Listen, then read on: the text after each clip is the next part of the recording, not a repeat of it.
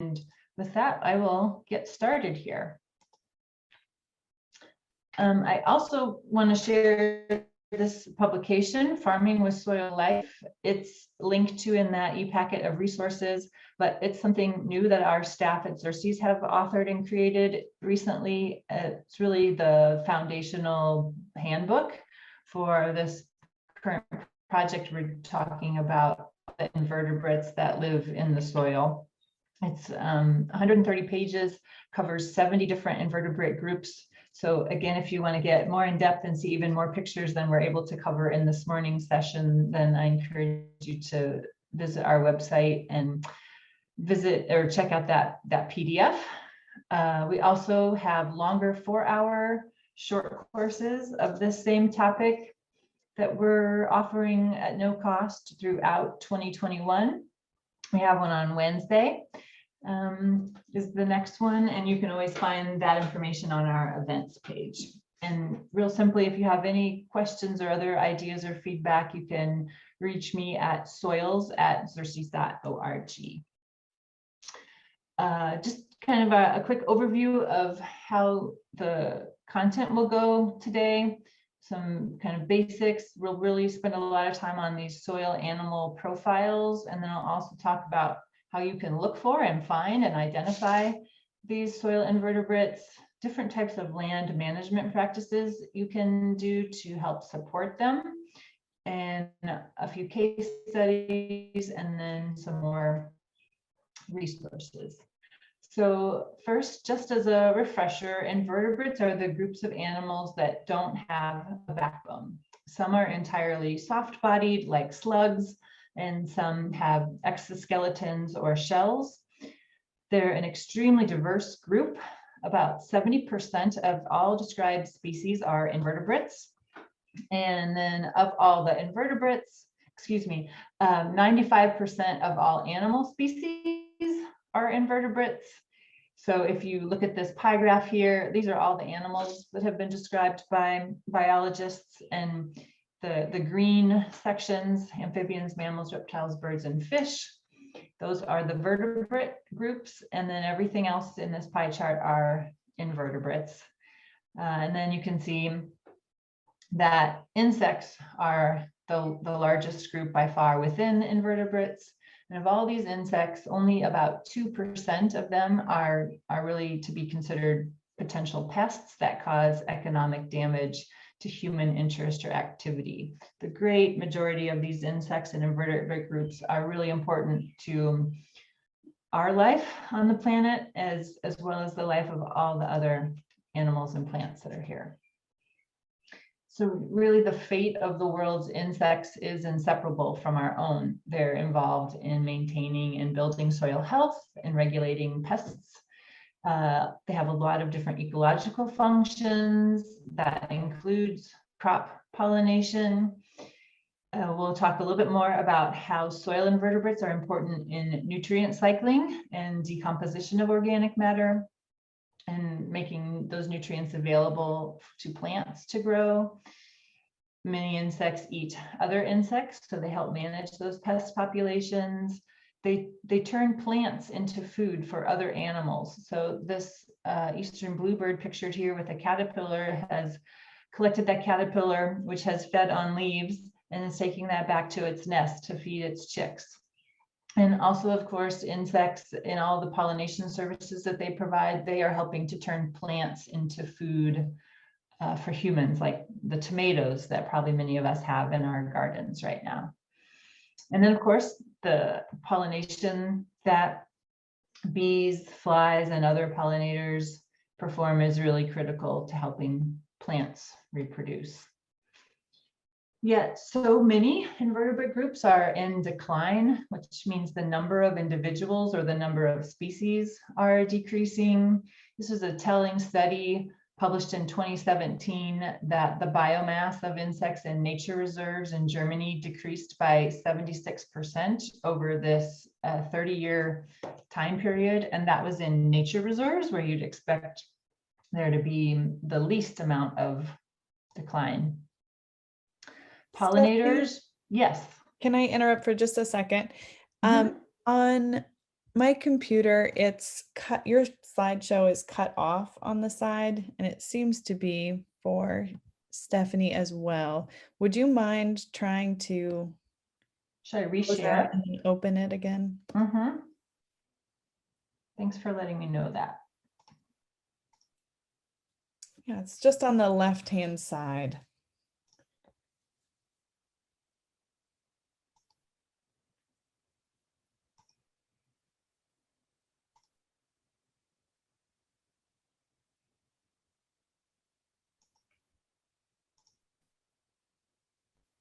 Okay, how does that look now? That looks beautiful to me. Okay, great. Very good. Thank you. Yeah, thanks for letting me know. Pollinators are also a group that's in decline. We've all heard a lot about honeybees, but so many of our native bees and our wild bees are facing a lot of threats. And this one global intergovernmental report estimated that up to 40% of invertebrate pollinators are at risk of extinction in the coming years.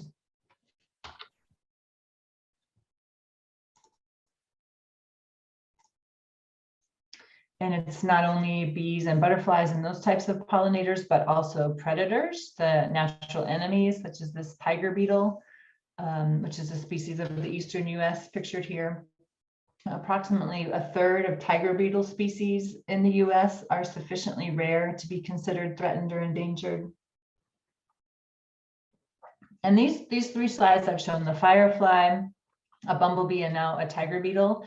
And these three are all actually considered soil invertebrates because they spend some or all of their life cycle living in or on the soil.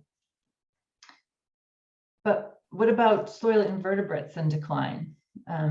Almost anywhere that invertebrates have been studied, they're in decline, and the same is true for soil invertebrates. And actually our scientific and ecological understanding of them is still pretty basic. This quote is from a recent review that looked at trends in invertebrate populations globally.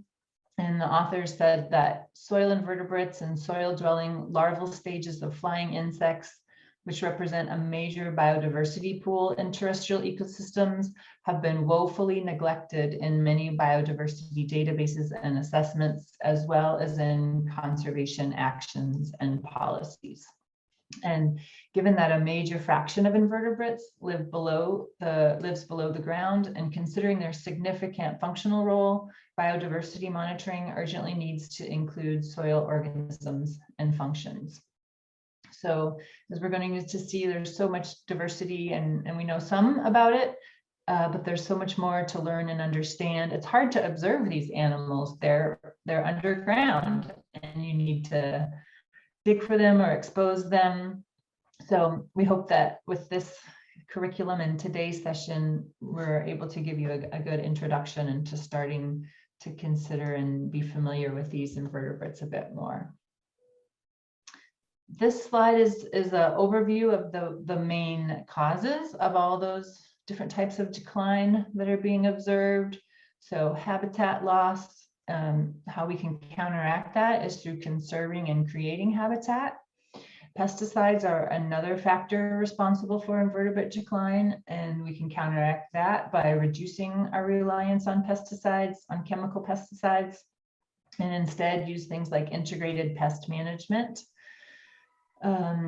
Disease and non-native species, whether that's plants that are non-native and that are disrupting some of the food or habitat sources for invertebrates, or the honeybee, is actually non-native. It's a European species that was brought to North America hundreds of years ago.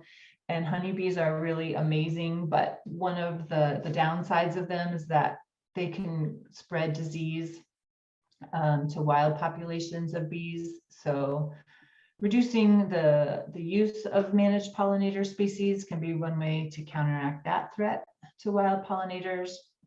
And then climate change and all the variations in weather patterns and higher highs, lower lows, and those happening outside of their normal seasons are also threats for invertebrates. Just planning and building in more diversity of habitat for different species is a way to provide more resilience or ways for those plants and animals to tolerate and hopefully bounce back from some of those shifting climate and weather patterns.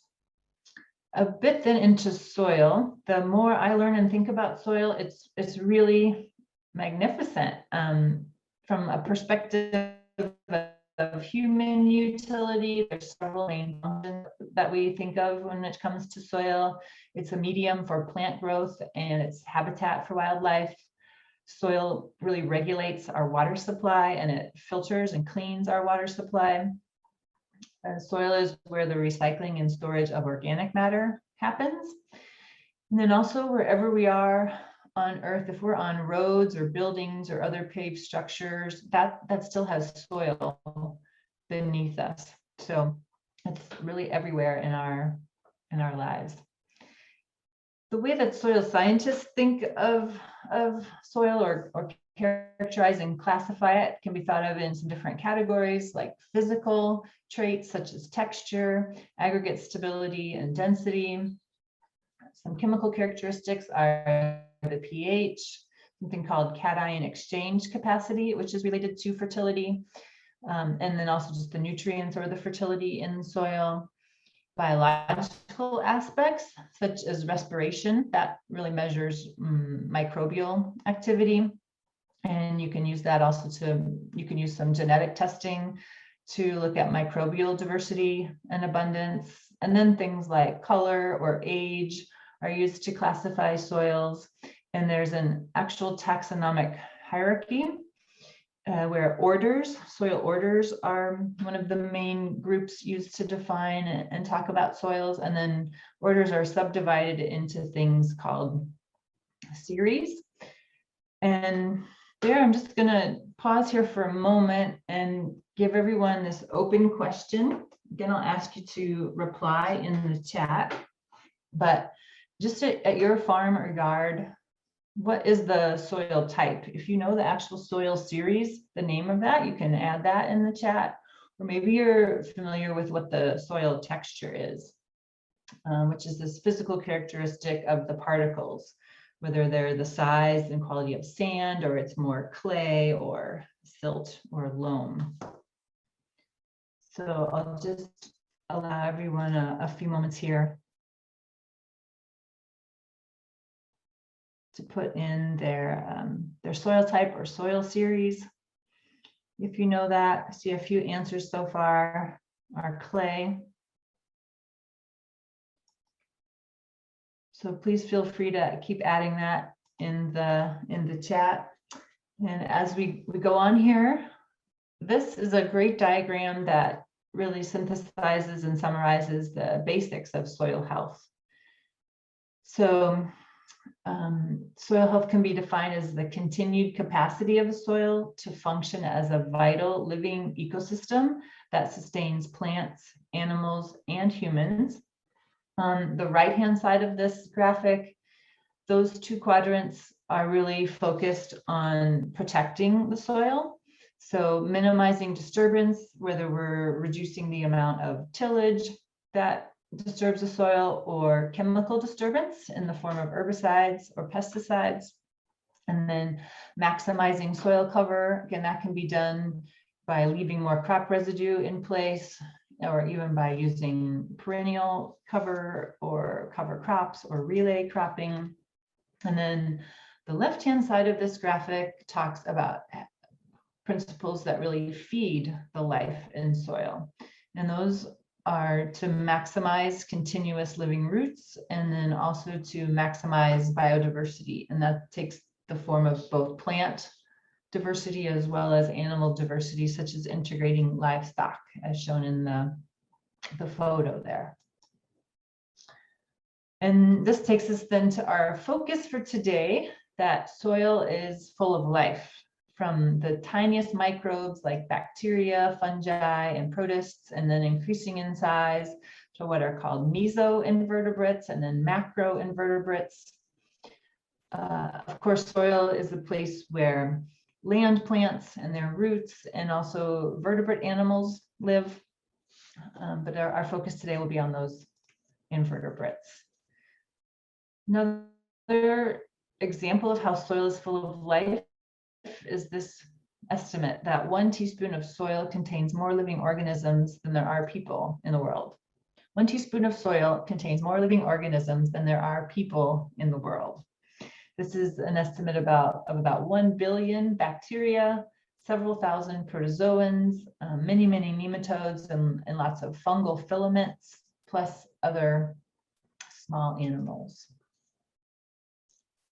So fungi and bacteria are not animal groups, but they are important in soil health and in soil ecosystems. So I'm just going to summarize and introduce and conclude with those here. But bacteria are the most abundant soil organism in terms of biomass. That's what we just saw on the previous slide. They really feed on carbon and they contribute to decomposition, and then they are consumed or eaten by the micro and mesofauna. Bacteria also play a critical role in how they are able to transform atmospheric nitrogen to other forms of nitrogen that plants can take up and use. And then fungi is another type of soil organism that's very abundant. Fungi are really important in decomposing plant residue and cycling those nutrients. Fungi also regulate pathogens in the soil. And very critically, they multiply the capacity of roots to absorb water and nutrients, and also of those roots and plants to be able to tolerate drought. Because fungi with their hyphae and all their connective network are actually multiplying the root networks of plants. Okay, we have a type of soil food web pictured here, and here we're going to look at the flow of energy. So the green arrows show the direction and relationship of energy flow, which is essentially carbon between these groups of organisms. This particular diagram doesn't show the roots of living plants, or it doesn't include larger animals, but really focuses in on the organic residues in that green triangle at the bottom. This is mostly dead or shed material from plants, includes dead animals as well. And then if we look at bacteria, these are circled in orange. We can see how they aid in the movement or transfer of energy and decomposition of those plant residues or those organic residues. But these orange networks are they're short, they kind of end, and they don't connect directly to all the other groups pictured here. But when we bring in fungi in these blue rectangles here, just immediately above the green triangle of organic residues, fungi are really what connect those organic residues up and through the mesoinvertebrate food web, and then higher up into the macro invertebrates pictured at the top. And then this slide is just a preview as we're getting ready to go into the profiles. But I want to take a moment here to highlight all the roles that soil animals, especially invertebrates, play. So there's a few bullet points here. I think you'll see as we go through the individual profiles, you'll learn about how each different type of invertebrate group performs these functions. All right, I'm just going to quickly look at the chat. Looks like we got a few other responses about soil, but no other questions for now, so I'll keep going. So again, we saw that pie chart earlier. Now, if we just talk about the animals that live in soil, those animals are nearly 25% of the total diversity of all known living organisms. So again, just a huge amount of diversity in the soil. This is a conceptual illustration, not to scale, but it helps us to visualize the abundance of life within a square meter of soil. So again, those smallest organisms, the bacteria and fungi, are the most abundant, and they form the base of this pyramid. And then as the animals increase in size, fewer are found in that same volume of soil.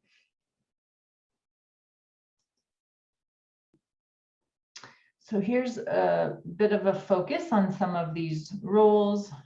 Some of them play multiple roles, but decomposers break down plant and animal material into smaller bits that then bacteria and fungi can use. And the smaller these particles, the more niches and pores and spaces there are for bacteria to occupy.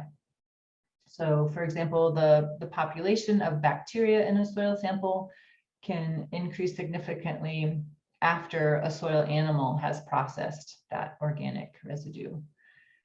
Also, these soil animals are burrowing or tunneling, and that's mixing nutrients and minerals between the soil layers, which influences soil structure and fertility.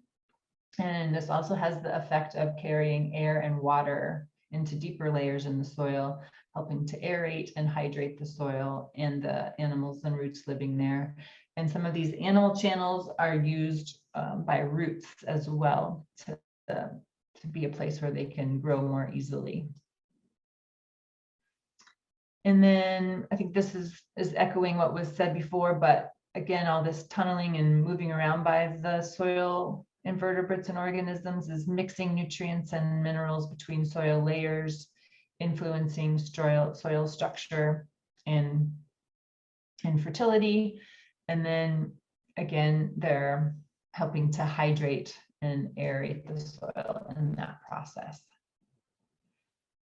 Here's another visualization of soil food webs. So again, you kind of start here with the producers, the living plants. They're able to take water, air in our atmosphere, and the energy from sunlight and start producing food that other life forms can live off of. So those soil bacteria and fungi are there in the rhizosphere or the root zone. You've got the interactions between the decomposers and the scavengers here, and then other animals that are eating rotting or dead or even dung material. Got the small microinvertebrates that are eating fungi, both invertebrate and invertebrate ones that are the diggers, going kind of clockwise around here. And then all different types of predators and parasites that are different sizes and fill different niches. There are herbivores and other animals that are eating algae.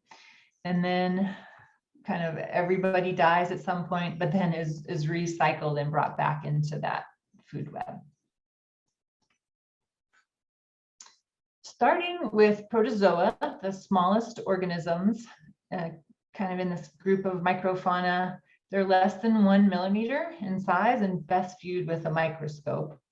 They used to be considered animals, but they're now in a biological kingdom all their own. They're single-celled organisms. They're mobile. They can move around, but they require water. They need to live in water films. And then they have these different mechanisms for moving around. Some have these ciliate kind of whisker or brush-like extensions. They primarily feed on bacteria. They're also important in converting nitrogen into a form that plants can use.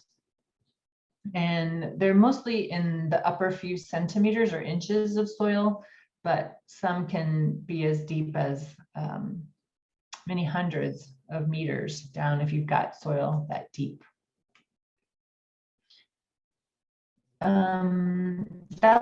That's the only non-invertebrate group that I'm going to talk about here.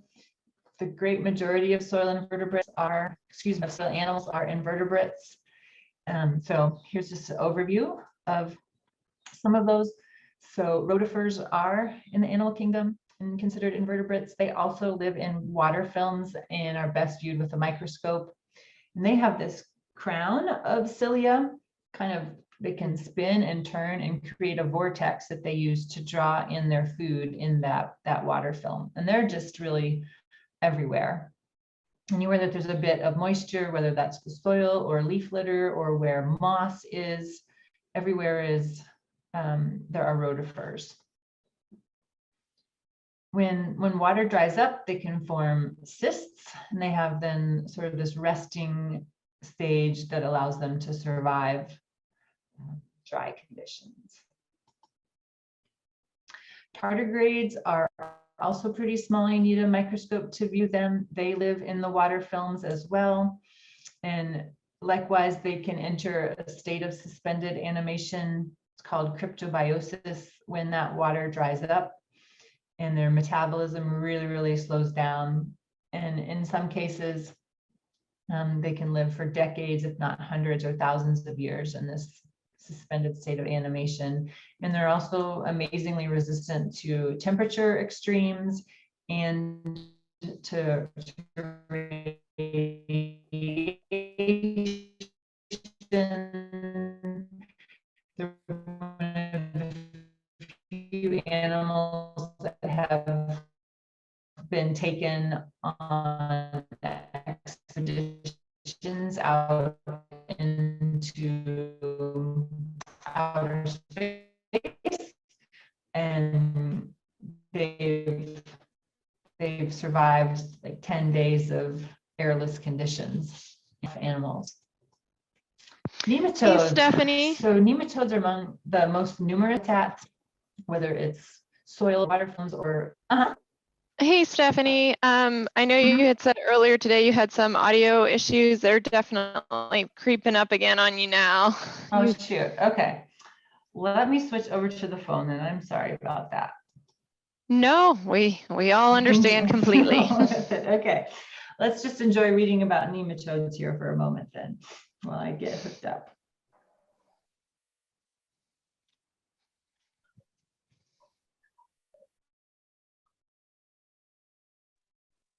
In the meantime, does anyone have any questions about any of the information we've gone over yet?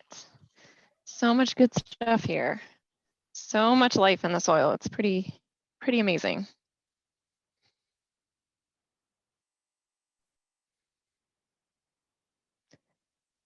I know at least in my household that tardigrades hold celebrity status with my children, so they're well known.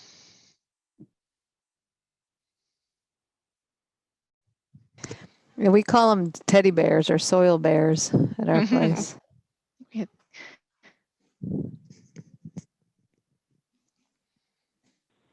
Okay, how's the audio now? We can hear you. Okay. All right, great. Moving forward then, nematodes are unsegmented, transparent worms. They're tapered at both ends, and they have different species have different mouth parts that are specialized for their particular type of food. So on the lower image on the left, that one has these kinds of lips in quotes that can be used to grasp. Those feed on bacteria. The one in the middle feeds on roots or fungi, and so it's got this more piercing needle-like mouth part that it can puncture and suck its food sources from. And then the one on the right is a predator that has kind of these more sharper mouth parts.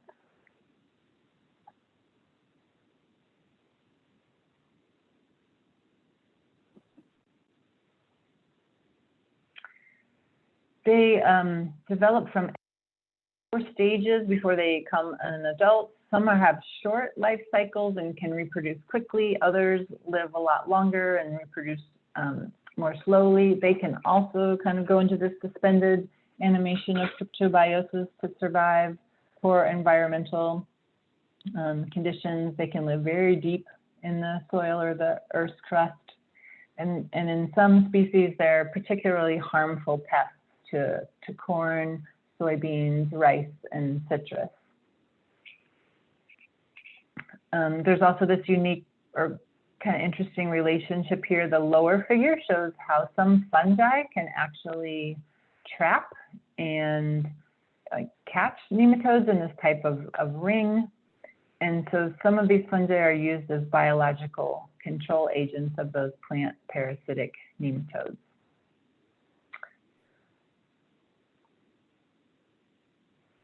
Earthworms, these are probably more familiar and certainly easier to observe. They've got tube-like segmented bodies. The cotellum is that wider band, and that's how you can tell which is the head end. Hi, Stephanie. Sorry to interrupt you again, but the screen share disappeared on us now. Okay. The joys of online. Yes. Okay. Hang in there, everybody. Let's see.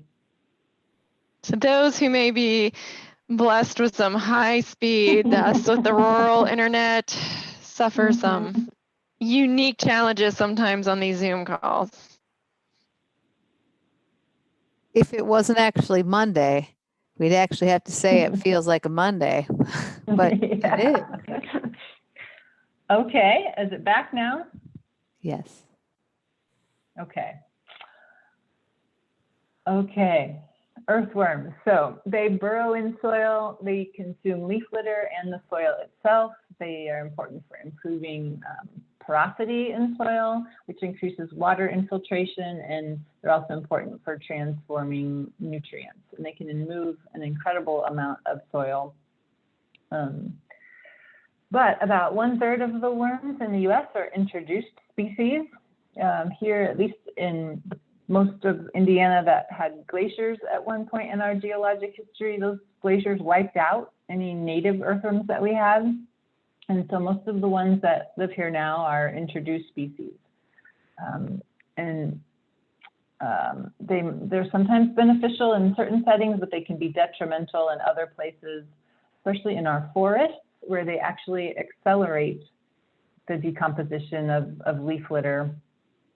And that increases erosion and soil losses and reduces the habitat that's available for other species. So earthworms are maybe not always the superstars of soil health in all settings and places. Then we're gonna move into another subgroup of animals, the arthropods. So again, no backbone, they've got exoskeletons, segmented bodies, and jointed appendages. And just a few examples here are insects, our centipedes, spiders and mites, and then crustaceans are woodlice or crayfish. And just to recap or refresh with arthropods, there's two main types of life cycle that they have. Some groups go through incomplete metamorphosis. There's an egg, and then those hatch, and you have nymphs. And nymphs go through several molts as they grow and shed their exoskeleton and get bigger each time. But they're essentially just smaller versions of the adult form. And they often have the same type of diet and inhabit the same type of habitat as the adults.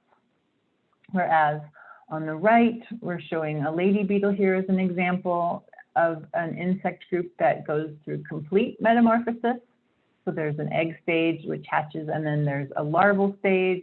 That larval stage does a lot of the feeding, and often they're feeding on leaves or roots or plant stems.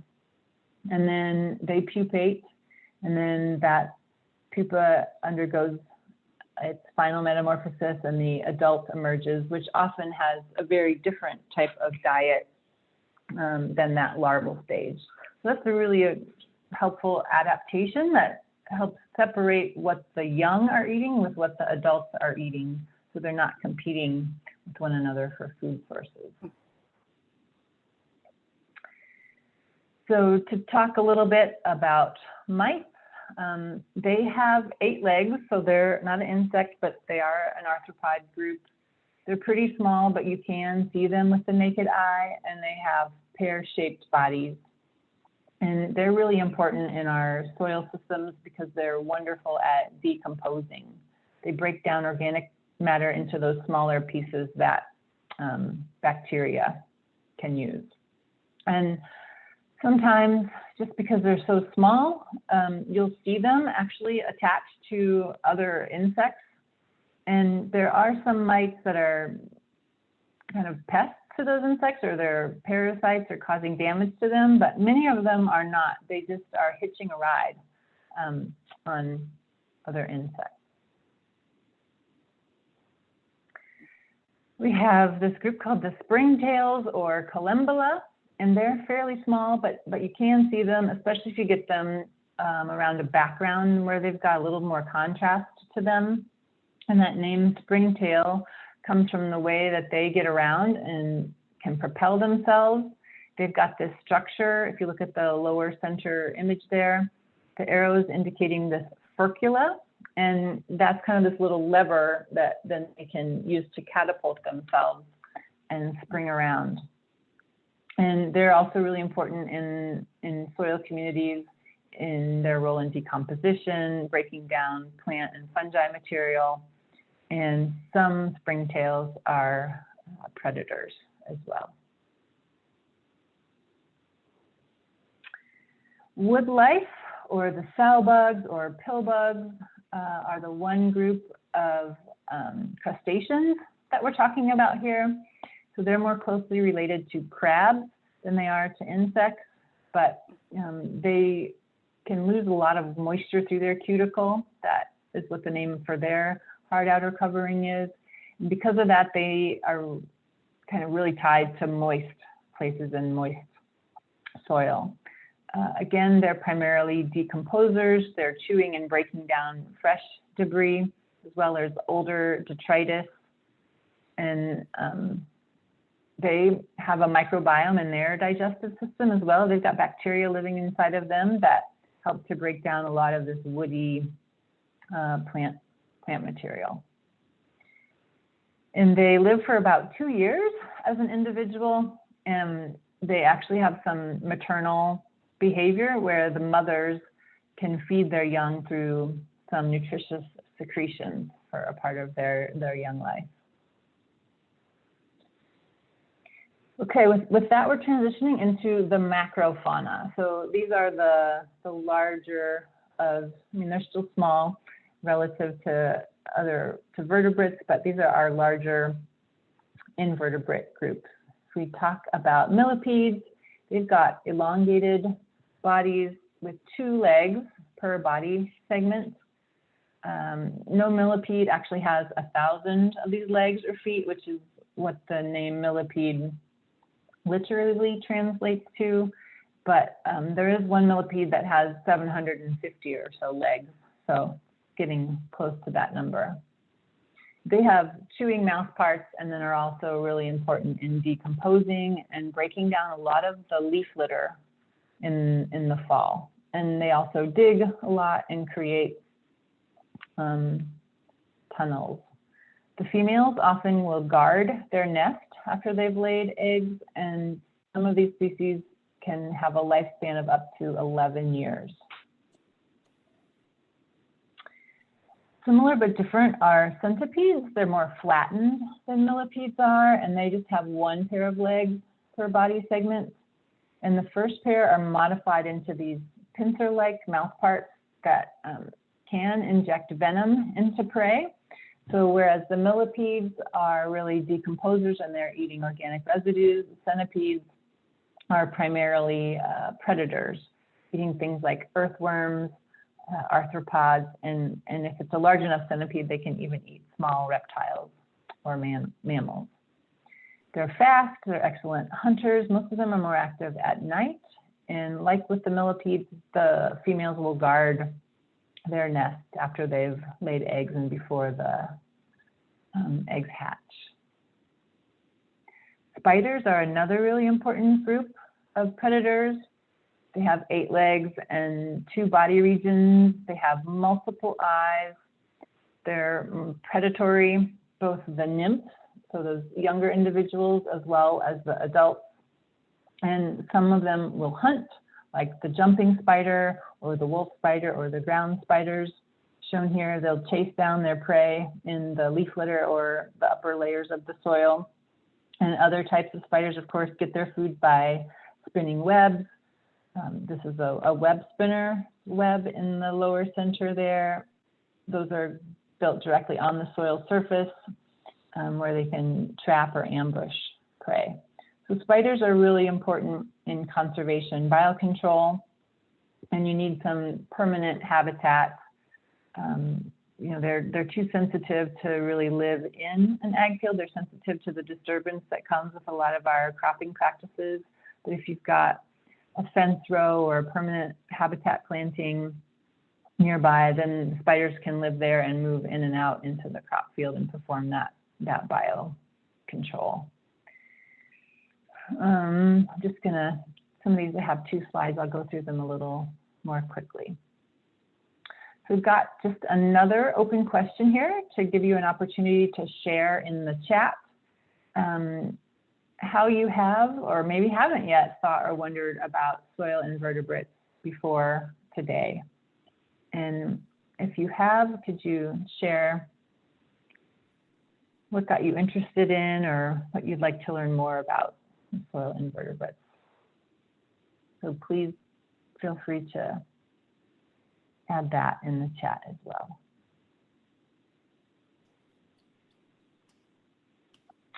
Okay, we're finally getting into the group of insects here. So insects are defined as having 3 body regions, a head, a thorax, and an abdomen. They have 3 pairs of legs for 6 total. Those are all attached to that thorax section, and they just have 1 pair of antennae. Some have wings and some don't. Many groups of insects live in the soil, or they have a portion of their life cycle in the soil. Again, about 80% of all soil animals are insects, and there's so many. So we're only going to highlight those of the most important for agricultural soils. But here's some that we're not going to talk about, like the grasshoppers, the cockroaches, the termites, cicada. I might talk about cicadas because we're in the middle of brood 10, the periodical cicada emergence, which is amazing. Earwigs, and then a mole cricket. So these organisms also are really important in the soil ecosystem. And again, if you want to learn more about them, they are featured in that handbook publication. Flies as decomposers. There are many families of flies that contribute to plant decomposition. Primarily the larvae break down decaying plant material in the soil. Starting in the upper left, the crane flies. Their larvae are really important in decaying or decomposing leaf litter. We've got a dance fly, and then a non-biting midge, a long-legged fly. Going down to the bottom row, that's called a moth fly. So it's actually a fly, but it certainly looks like a moth in the way it's kind of furry and it's widened wings. And then march fly, larvae and an adult, and also a snipe fly. So again, you've got the larvae of these groups in the soil performing the function of decomposition, whereas a lot of the adults are out visiting flowers and drinking nectar and also serving them as important pollinators. So flower flies, as the name implies, those are important pollinators as adults. They're one of the most important non-bee pollinators of crops. And some groups have larvae that are decomposing plant matter, whereas other groups have larvae that are predators of pests. And that's what's in the bottom photo here, a larva of one of these flower flies actually attacking and eating an aphid. Again, if you think, for this particular fly to live in an area, it needs the nectar of flowers for the adults. It needs some pest populations and some plant litter for those larval populations. Beetles, got a few slides here now to talk about the beetle groups. So soldier beetles, again, very different between the adult form and the larval form, and they're important in crop pest control. The larvae have these sickle-like jaws, and they hunt in the upper soil layer or in the leaf litter, sometimes on plants. They also consume slugs and snails. And then the adults have more of a leathery kind of wing cover, and they visit flowers for nectar and pollen. And they somewhat, resemble fireflies. But they're not fireflies. These are fireflies. They also have that leathery kind of wing covering with their luminescent organisms. The fireflies use that flashing to attract mates. The larvae also have a luminescent segment, so that's the firefly larvae in the lower photo. And the larvae really live in the leaf litter, moist soil areas, seepy areas, under bark, and they're really important and good predators and hunters. They search for the burrows of other animals, and they can actually track down slugs by following the slime trail that the slug leaves, and then find and consume those slugs. And larvae overwinter in the soil or under bark, and then they pupate above ground, in the upper layers of the soil or in the leaf litter. Tiger beetles, we talked about them briefly in the introduction as one of the groups that's been documented to be in decline. And it's really these, both the adults are actively hunting on the soil surface. They run really fast. They've got their name tiger for that reason. And then the larvae, that's shown in this illustration here, they create a burrow and they kind of just wait in that for some unsuspecting prey to pass by, and then they jump out and snatch them. Ground beetle adults have these ridged kind of wing covers. Both the larvae and the adults are excellent predators that are important for controlling crop pests. Again, slugs and snails and caterpillars, grasshoppers, flies, a lot of different groups. Some of these ground beetles are also specialized to feed on plants or weed seeds as well. And they overwinter in the clumps or leaf litter at the base of grasses in well-drained soil. So again, this is another group where that permanent habitat feature is important. Here's just a second slide showing another example of a ground beetle and what's called a beetle bank. So that's got different kinds of bunch grasses or clump grasses planted in a strip between two different crop fields. And that's providing the right habitat for these beetles to live and to overwinter. And then they can move out into the crop from there to hunt their prey and food source. Burying beetles. These are very colorful beetles, and they are excellent at kind of using their chemical senses to find a carcass. They can fly in, they can find a carcass from up to 2 miles away and then fly in and land on it. They lay their eggs directly on carrion, wherever it is, and then those eggs hatch and the larva develop fairly quickly. That's a carrion beetle shown on the bottom. Similarly, the burying beetle, they'll actually dig underneath a carcass and lay the eggs there, and then that actually, the carcass kind of sinks into the ground as the larvae are consuming that. So again, this decomposition of carrion is important because that's a very nutrient-rich source there, and it can increase soil fertility significantly and shape plant communities, at least very locally. Again, this is just a second slide where you can see what some of those larvae of the burying beetles and the carrion beetles look like. We also have dung beetles. So these are not digging or laying their eggs in carrion, but in dung. And again, they can find dung within minutes and really remove it or process it within a few days. There's been one study that measured they could remove up to 1 ton of dung per hectare per year. So they're, again, really important in cycling all these nutrients and moving that back into the soil for plants to grow again. They can also help, by consuming that dung, they can help reduce the risk or the impact of E. coli, especially, you know, on crops that are for fresh produce for humans to eat. So they have 3 different strategies for securing dung. Some of them lay their eggs right within the pat. Some of them will dig a tunnel underneath the pat and then move the dung into these tunnels to feed their young when they hatch.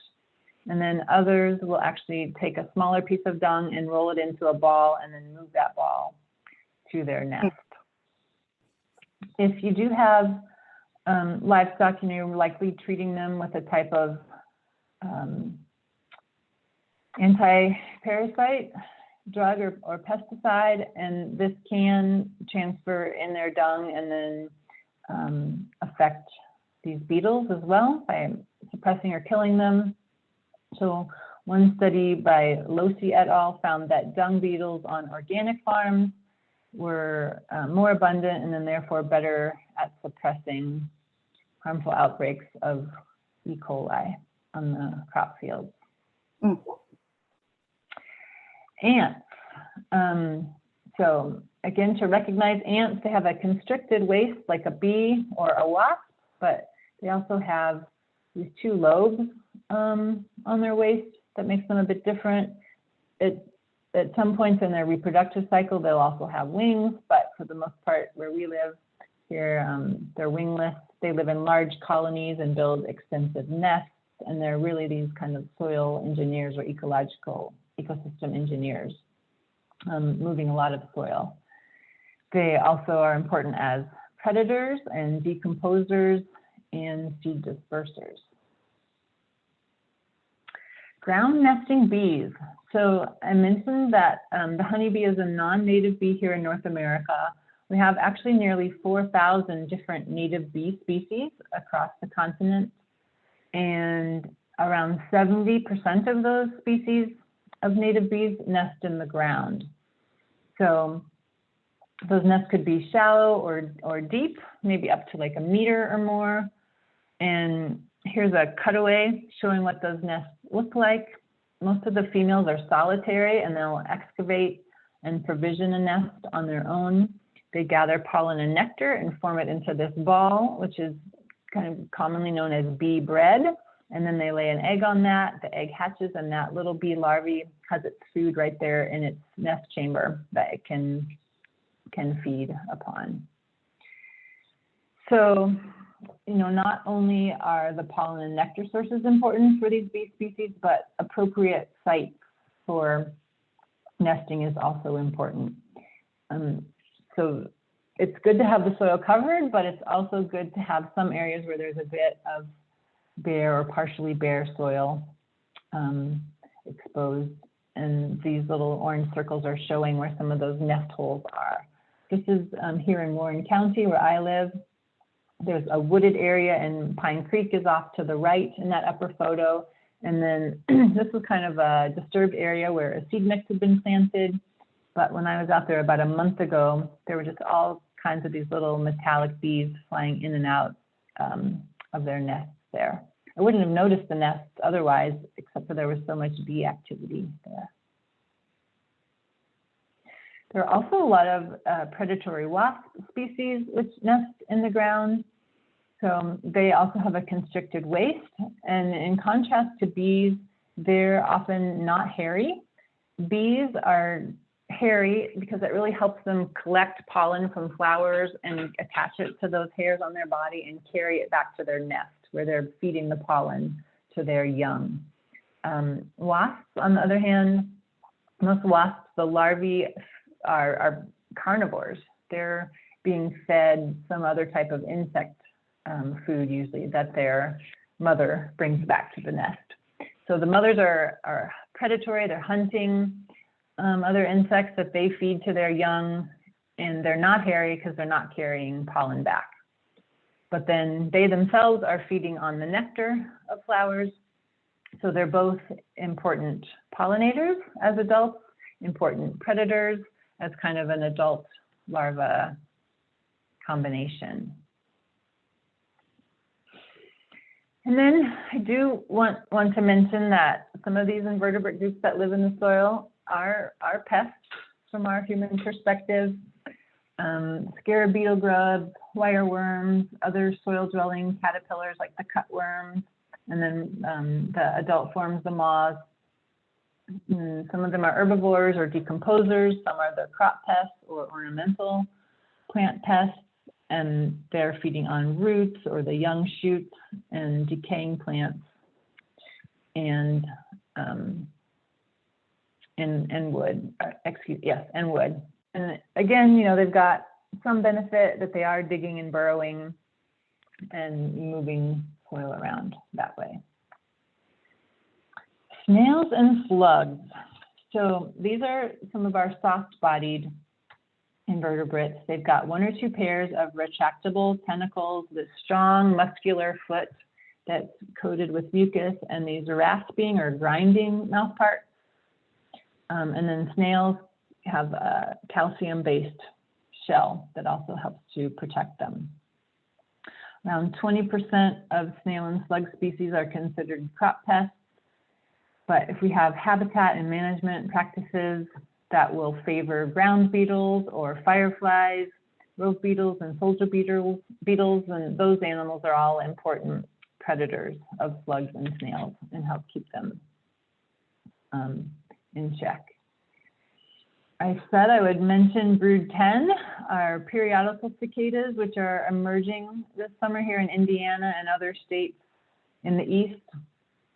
There's actually 3 different species that are part of this brood. They all have a 17-year life cycle, and I don't know how many of you have had the pleasure or the pain of getting to hear them and see them, but they're doing this mass reproductive event, and the theory or logic behind that is that there's so many that, yeah, many of them will be caught or consumed by predators, but there won't be enough predators to eat them all.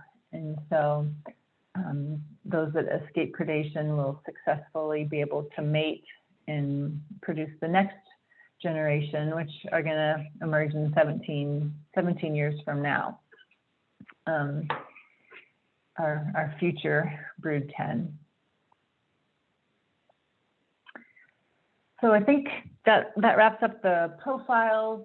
And just to recap then, a lot of the important functions that soil animals do include nutrient cycling, maintaining or building soil structure, improving water infiltration and the capacity of soil to store water, enhancing plant productivity, which this also supports the provision of food, shelter, and fuel for people. We all need plants for those things, as well as for the regulation of carbon dioxide and oxygen and water cycles. That ties into climate regulation. Soil animals are important in the biocontrol of other organisms. They're important pollinators, and then they're also part of this food web and a source of food for wildlife. So now if we kind of step back and think about what we've covered in all these groups, and then think about how the way we manage land can affect them. With tillage, the less tillage that we have, the more that's going to support soil life, and then the opposite is true. If we're doing a lot of tillage, that can be really damaging to those organisms. Same with synthetic fertilizers. There's kind of a spectrum here. We're using more organic types of fertilizers, and we're supporting soil life. If we're using synthetic fertilizers, that's less supportive. The less we use pesticides, the more we're supporting soil life. And then also the higher that we have the above ground diversity, whether that's the types of plants and the types of animals, that also contributes to higher diversity of life in the soil. So tillage is damaging because it dries out the soil, and a lot of these animals need water film or some humidity to live, so that desiccation is a problem. Tillage breaks the fungal hyphae. It destroys tunnels and burrows and the nest sites where these animals are living. Synthetic fertilizer causes spikes, So there's a lot of one particular nutrient at a certain time, and all the organisms that respond to that will also peak at that time, but then die off. And also if there's an excess of that nutrient, it's lost, either into the groundwater or surface water or the atmosphere.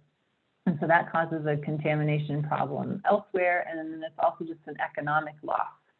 The cost of that fertilizer is spent, but it's not really reaching or benefiting the intended crop. And then of course, pesticides, which include insecticides, fungicides, and herbicides. Those have both direct lethal effects and then some indirect effects on these soil ecological communities. Again, if we were, out in the field together, we could get out and look for some of these soil organisms together, but I'm going to try to do my best here just to show you a few examples. If you just put out, a rock or a log, a board or something, and you lift that up, as shown in this picture, you can see we've got a scarab beetle larvae here, an earthworm, and there's a few small millipedes here. And then you can use things like a hand lens or a little magnifier to view those animals. You can also get a dissecting microscope. There's really expensive ones that are research lab quality grade, but there's also some USB ones like pictured here that can be purchased for less than $100, and then they plug into a computer monitor or a projector screen, and so you can view those smaller organisms really easily with that type of microscope. So a lot of these types of traps that you can use and the equipment needed are accessible for most people. For a lazy funnel, you can do the do-it-yourself version as pictured on the left, or this is the entomologist version on the right, but essentially you've got a container at the bottom that's going to catch the organisms. You have a funnel with an opening at the base, and then that's over the bottom container, and you put the soil sample and the leaf litter in that, and then you put a light bulb over it, and that heat and drying that the light has on the soil over a period of days will force any little soil animals in there to move downward and away from that, and they'll fall out into that bottom cup. A Bierman funnel is more lab-based and is kind of a water and filtration and filter system set up to capture nematodes, and you do need a good microscope to do that, but it's a fairly simple method for observing nematodes. Pitfall traps, these are also really easy for anyone to try and use. You dig a little pit, you put in like a plastic cup or other bowl there. You can leave it dry, or you can just put in some soapy dishwater, and then you fill the soil in, and any kind of animal that crawls across the soil will fall into that. On the left, there's a little roof or shelter, just a piece of cardboard or plastic put over it to keep rain out, if that's a concern. And then the other two photos show someone who was intentionally trying to capture dung beetles. So they suspended another sample of dung in the middle over the pitfall trap and caught all these different dung beetles in there. This pitfall sampling is really useful to compare the same site at different seasons, or to compare between like a vegetation type or different management practices. So you would use pitfall trapping repeatedly at different time points.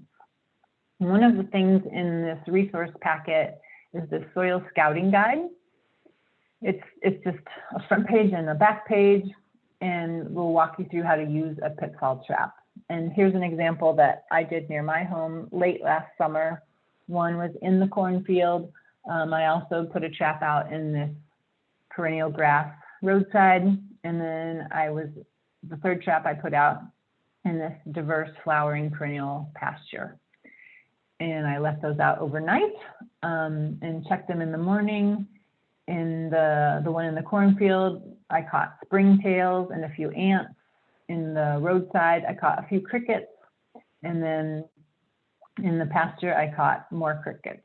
So it wasn't a lot of diversity, but it was a really quick and easy and like no-kill way to get a glimpse of what organisms are there. And I'm continuing to do that in those same 3 places this spring and summer as well.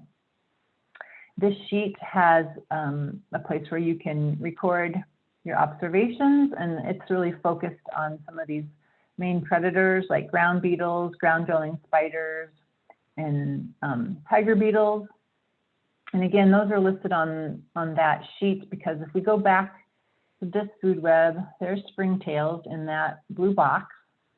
And you can kind of see, I found springtails. So that's what's happening in my food web. There's fungi and plant residue there that the springtails are feeding on. If I had found more of those predatory beetles or spiders, those are the apex predators of this soil system. You can think of them just as if you were finding a wolf somewhere. Where wolves can be abundant, that means that wolves have all the food and the habitat requirements that they need. So then you know that things like deer or other mammals are healthy and abundant, and the types of plants and habitat that the deer need is also healthy and abundant. And you can kind of extrapolate that same idea here to these soil networks. So if you find those predatory ground beetles, that's an indication that you've got really diverse, healthy soil systems.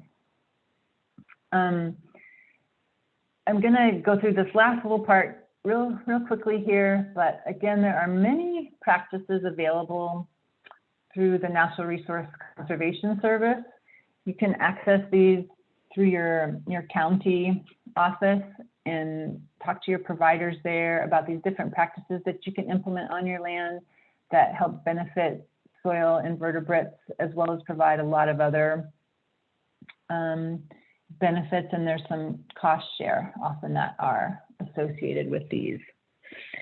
This could include different types of cover cropping or interseeding, some of these perennial native field borders. I've had the pleasure of being a neighbor and working with Rick Clark and his family on their farm. And of course, they do a lot of these soil health practices, like all their cover crop mixes that they plant green.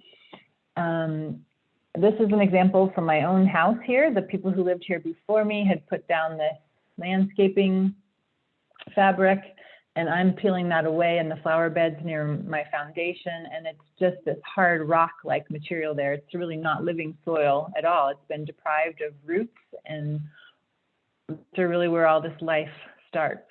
So I'm using those 4 soil principles in my own flower beds. You want to keep it covered, but not covered with plastic or this fibrous kind of thing. Keep it covered with living plants, or I put down straw mulch, and I start getting a lot of those cell bugs and earthworms in there. I've even planted some different cover crop mixes in here. I mix my flowers with my vegetables. I've got some different shrubs in there as well to touch on a lot of those soil health principles in a garden of any size. One more question here as we're getting to the end. You can add in the chat, please, any particular practices that you've implemented or seen implemented to support soil life. And so again, in the chat, I'm welcoming you to write down and add any practices you've been doing or you've seen others do that support soil life. And these links, these are other resources. I've provided the links for these in that e-packet of resources. The 2 on the left and the center, those are very, very technical. But on the right, Life in Soil is a wonderful book written by Jim Nardi from the University of Illinois. It's a guide for naturalists and gardeners. And a lot of the illustrations that we've used in our handbook and in this presentation come from that. So with that, I just want to say again, thank you all for having me here. I hope you'll see us at the Xerces Society as a resource. Also, we work in a lot of different areas where agriculture and invertebrate conservation intersect. We have a huge publications library available on our website. We also have a YouTube channel where you can either read or watch to learn a lot more about pollinators and beneficial insects and how to protect them from pesticides. Again, the handbook, the soil scouting guides, this is in your resources packet. Also in your resources packet are links to these great NRCS kind of portal pages where you can find a lot more educational information. And I just want to thank our grant funders, Organic Valley and Northeast Fair, who've been supporting our soil health and soil life curriculum at Xerces.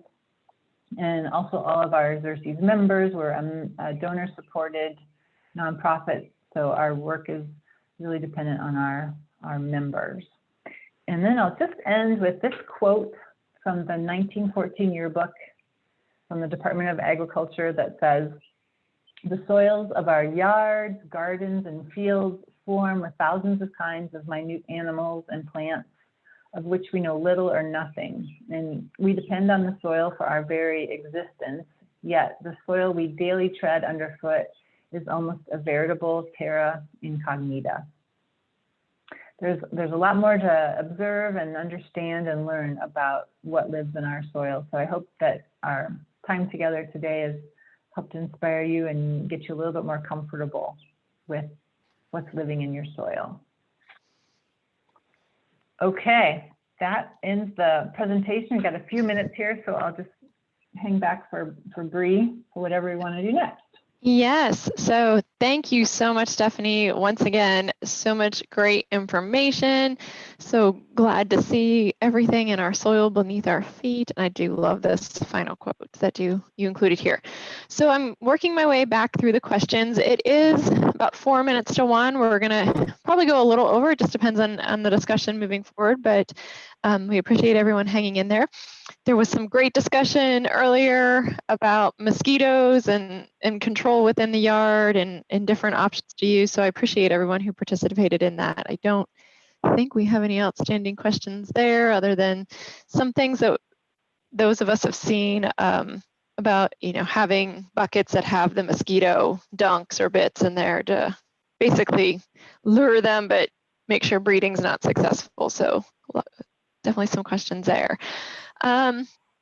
One question that came up were, how do snails help with calcium cycling? Was that maybe in your slide? I didn't talk about that specifically, but again, snails are taking up calcium and then it's held in their shell temporarily. And then when snails die, that calcium, as the shell breaks down, can slowly be released back into the soil. That's kind of the general basics of it. But I don't know if there was, more to the question about whether snails are helpful or harmful. No, that answers it. Okay. Yeah, I just saw that bullet point on your slide and was curious. Mm-hmm. I'm really excited about all the comments I see here where people are starting to make some great connections with soil health in their gardens. So cool. It's not really questions, just great observations. There was a question about ways to measure insects without killing them. I did comment back for those who maybe missed it in the chat that you don't have to do kill traps when you're doing the insect surveys. You can just, like Stephanie said, protect it from the rain, because if it does rain, they'll drown. But depending on what species it is you're trying to attract, sometimes having a wet sponge in there can at least provide them water if it's hot out. But you don't have to. The trap doesn't need to be terminal, but keep in mind for some species, it almost has to be if you want a really specific ID and need to get under a microscope. I mean, that's just really hard to do and keep them alive. But for most of us, that's not what we're looking for. We're just looking for, general beetle, bee. We don't need it down to the species level. So there's a lot more options if we're just doing a general sampling.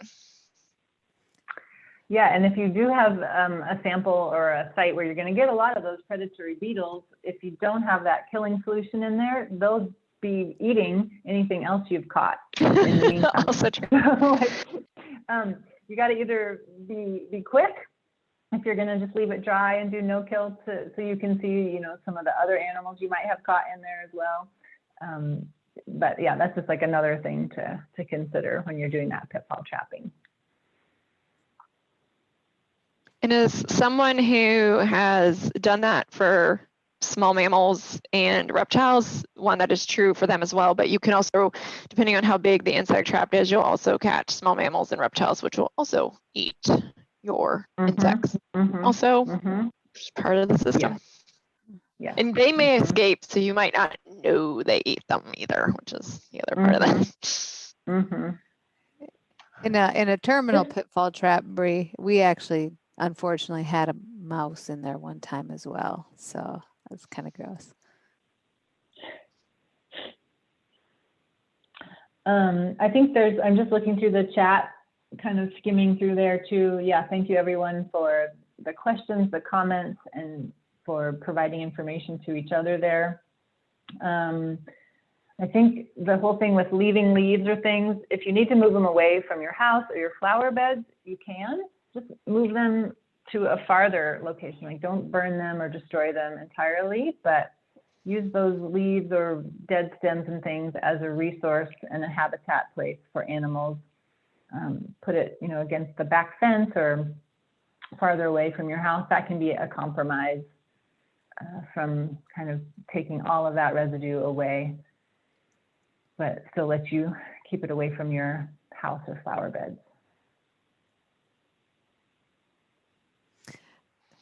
Stephanie, there was another question that I answered, but if we need more discussion on it, we can do that. It was how to improve or increase my microbiology in the soil.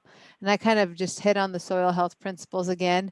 And one of the things I typed in the message, but I thought, this is better to talk about it, is the fact that in many cases, our soil has so many of the organisms that we want to see there. It's just that the conditions aren't right for them to, you know, become active or do other things like that. And so our job in this process is to create the environment for them to express themselves and thrive, unless it's extremely degraded, like you showed that picture next to your house. But that being said, if you put plant roots and compost there, there's organisms in that soil just waiting for us to allow that environment to thrive. Yeah, and it's going to take some time. You know, I think this is my third summer now with these flower beds, and that soil is still not great, but I've got oak trees here, and I actually add my oak leaves back to those flower beds as well as the straw mulch, and just continue to see more organic matter getting added back to the soil, and then that in turn is that's providing a food source for that microbial community.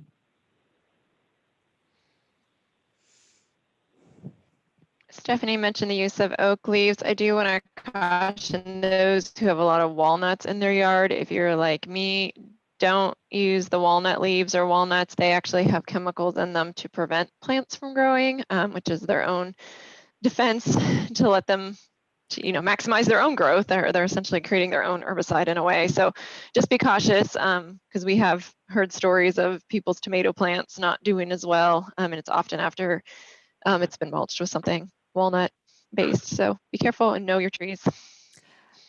That reminds me, Bree, there was a question about pine straw or pine needles in here, and I'm trying to scroll back and find it. Do you remember that question? I didn't get it. Oh, answered. I do. And the question was pine, and I don't know the answer to this one, but does pine straw attract ticks? I almost wouldn't think so, being pine is often used as a repellent, but maybe. Yeah, I don't think, you know, pine straw or pine mulch specifically would attract ticks. No, ticks are kind of in taller vegetation, and they're in places where their mammal hosts are going to be moving around. So it's not necessarily specific to a certain kind of mulch material. And to the statement that possums eat ticks, if you've seen that on Facebook, it is one of those few times when you fact check it, it is actually true. Possums eat a tremendous number of ticks. You can actually look up that information on U.S. Fish and Wildlife Service's website. So possums are good. Cool. They also do not carry nearly the diseases that some of our other mesopredators, medium-sized mammals do. So although they often get lumped because they can get into our trash with raccoons and other things, they're actually pretty innocuous overall. And then there was a question, Stephanie, about is there anything we can do about the jumping worms that are starting to move into the area? Yeah, I've got a few other slides. I'm not going to be able to pull them up quickly about jumping worms. Again, like they're kind of just ubiquitous and we can't necessarily stop their advance or their spread. But I think a general recommendation would be making as healthy and diverse of a native local soil ecosystem as possible. That kind of keeps everything in balance as much as possible and reduces any one organism group from really becoming dominant. And please email me at soils@xerces.org. I can provide a little bit better follow-up information on jumping worms if anyone's interested on that.